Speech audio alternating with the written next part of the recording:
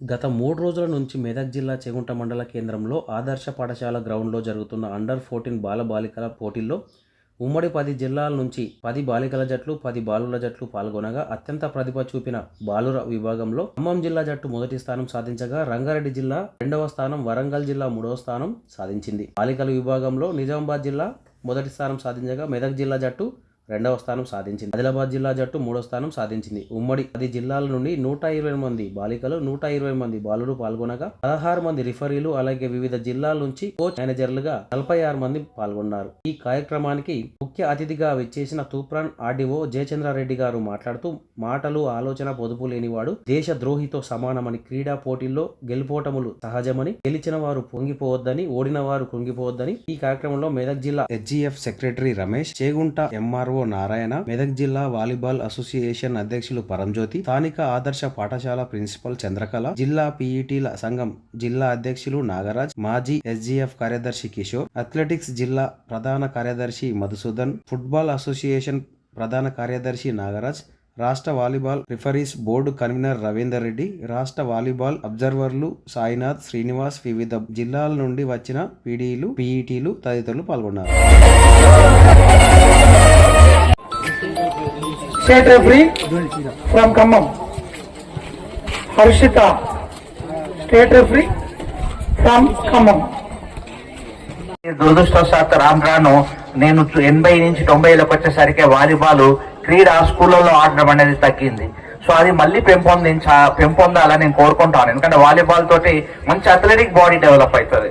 So మంచి athletic body ఒక చిన్నప్పుడు వాలీబాల్ ఆడిన వాళ్ళంతా కూడా రాబోయే రోజుల్లో అంటే పెద్దగైన తర్వాత కూడా మొన్ననే నేను ఒక సునీల్ మనోహర్ గవస్కర్ ఆయన ఏదో సిద్దిపేట జిల్లాకు వచ్చి ఒక స్టేట్మెంట్ ఇచ్చాడు. నేను 75 సంవత్సరాల వయసులో ఉన్నా, 75 సంవత్సరాల వయసులో ఈ విధంగా ఉన్నా అంటే చిన్నప్పుడు నేను క్రీడలు ఆడినా కాబట్టి అని. అంటే 75 సంవత్సరాల వయసులో కూడా నాకు ఏ రోగం లేదు.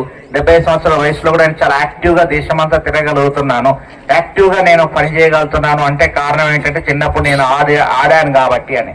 సో ఎప్పుడైతే చిన్నప్పుడు మనకు ఆటలు ఉంటాయో వాళ్ళు జీవితకాలం అంతా కూడా యాక్టివ్ గా ఉంటారు.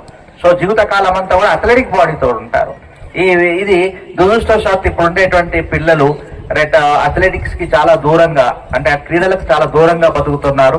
ఈ పరిణామము మారాలని కోరుకుంటూ ఈ చక్కటి అవకాశము నాకు అర్హత రీత్యా రాలే. నేను ఏదో గొప్ప ప్లేయర్ అయ్యి ఇక్కడ వచ్చుంటే చాలా బాగుండేది, అర్హత రీత్యా వచ్చినట్టు ఉండేది. కానీ నాకున్న అవకాశం రీత్యా వచ్చినందుకు ఆ అవకాశాన్ని కల్పించిన దేవుడికి అలాగే కార్యక్రమ నిర్వాహకులకు అందరికీ కూడా నేను ధన్యవాదాలు తెలియజేస్తూ మీకు ఉజ్వలమైన భవిష్యత్తు అంటే మీరు జాతీయ క్రీడలకు వెళ్తున్నారు. ఇక్కడ ఉండేటువంటి వాళ్ళలో 2 టీమ్స్ అయితే డెఫినెట్ గా జాతీయ క్రీడలకు వెళ్తాయి. ఆ జాతీయ క్రీడల్లో కూడా తెలంగాణ యొక్క జెండాను ఎగరవేసి రావాలని మనస్ఫూర్తిగా కోరుకుంటూ ధన్యవాదాలు. సారు చేగుంట గ్రామం అనేది అంటలేదు సార్, ఇప్పుడు చేగుంట పట్టణం.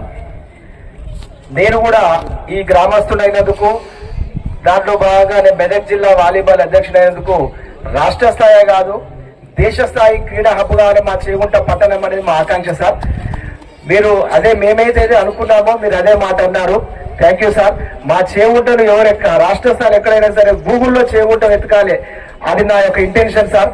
ఆ ఉద్దేశంలోనే నేను చేగుంటకు వీళ్ళకు ఈ రాష్ట్ర స్థాయి వాలీబాల్ తీసుకొచ్చినందుకు నా మనస్ఫూర్తిగా నాతో అయినంత విధంగా నేను వీళ్ళకి సహకారం చేశాను సార్.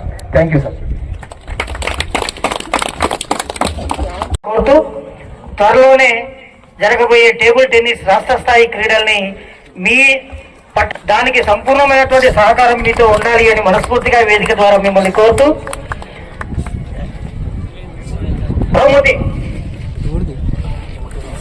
బహుమతి ప్రధానోత్సవానికి ముందు మీ ద్వారా ఈ క్రీడల్ని విజయవంతంగా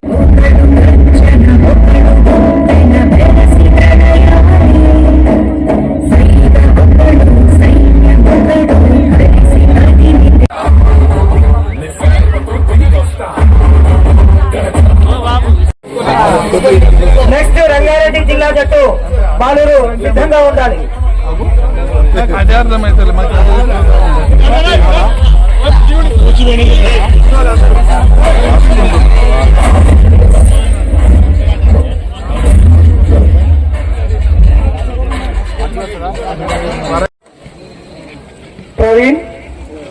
state referee Siddipet district Srinivasarao.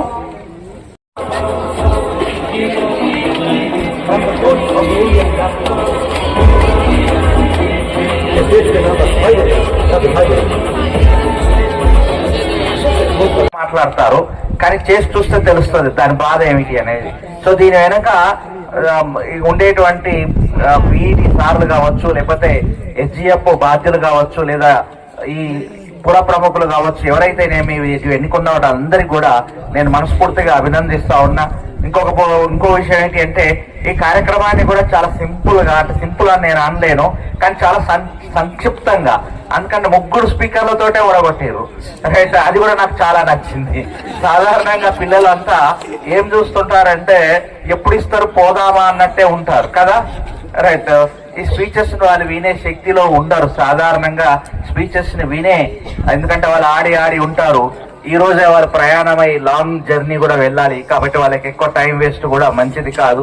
చాలా సంక్షిప్తంగా నిర్వహిస్తున్నందుకు ముఖ్యంగా మీకు నేను అభినందన తెలియజేస్తా ఉన్నా. ఇంకా ఇదంతా మాట్లాడిన తర్వాత నేను ఎక్కువసేపు మాట్లాడకూడదు కదా.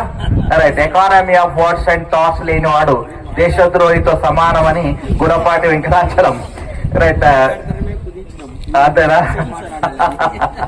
అని గుణపాటి వెంకటాచలం గారు రైట్ శ్రీశ్రీ మహాప్రస్థానంలో ముందు మాట రాస్తూ అంటాడు. మళ్ళీ ఒకసారి చెప్తున్నాను, economy of words and thoughts లేనివాడు దేశద్రోహితో సమానం అన్నాడు. అది నిజమో అబద్ధమో తెలియదు కానీ రైట్, ఎకానమీ ఆఫ్ వర్డ్స్